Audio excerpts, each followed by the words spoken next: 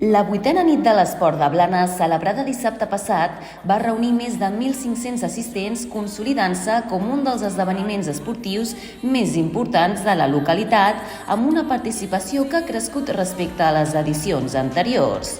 L'acte, que va tenir com a mestre de cerimònies el periodista salvatà Carles Couso per segon any consecutiu, va servir per reconèixer i homenatjar els valors i els talents dels esportistes, entitats i joves que aposten pel món de l'esport a Blanes. Durant la vetllada es van lliurar un total de 36 premis en diverses categories. L'acte el van encapçalar l'alcalde de Blanes, Jordi Hernández, i la regidora d'Esports, Mònica Rabassa, que es van encarregar de donar la benvinguda amb els parlaments inicials. Tots els que sou aquí, les entitats, els clubs, quan comenceu a fer els primers partits de pretemporada, les cloendes, els festivals, els tornejos, les estades, quan us desplaceu a altres ciutats a defensar el nom de Blanes, o simplement quan feu un entrenament d'un dilluns, un dimecres o un divendres, un entrenament com qualsevol altre, esteu posant a l'abast de molts blanencs i blanenques l'oportunitat de tenir un espai on passen coses, on és possible que passin coses i on hi ha una referència del col·lectiu. L'esport és per tothom, però sou vosaltres, les entitats esportives, les que viviu les diferents disciplines amb especial intensitat. Impliqueu-vos amb esforç i constància i dedicació.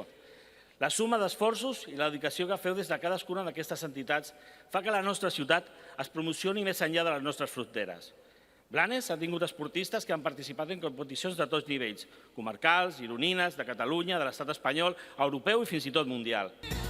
En la primera part de la cerimònia es van entregar 30 trofeus als esportistes triats per les mateixes entitats, amb 14 reconeixements individuals i 16 per equips. A més, es van lliurar guardons als autors de treballs de recerca relacionats amb l'esport, destacant els treballs de Pau Martín, de l'Institut Serra Llarga sobre el CrossFit, i Samuel Rodríguez, de l'Institut de Palomera, sobre l'entrenament de força.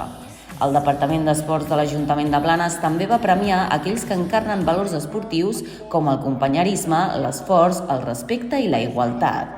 Aquest 2025, per segon any consecutiu, els clubs i entitats esportives han presentat candidatures perquè els seus jugadors, tècnics o membres de les directives encarnessin cadascun dels 4 valors. Montse Rubio, del Club de Bàsquet Blanes, simbolitza el companyerisme. Ivan González, del Club Sorell Rull Blanes, encarna l'esforç. Jana Caparrós, del Club Futbol Sala Blanesport 83, representa el respecte. I finalment, Natàlia Casco, de l'Associació Esportiva Taekwondo de Blanes, simbolitza la igualtat. L'acte es va clausurar amb una fotografia col·lectiva dels guardonats i una simbòlica tallada de pastís confeccionat pel reconegut esportista i pastisser Xavi Marina, i amb la presència de l'alcalde, la regidora d'Esports i altres autoritats.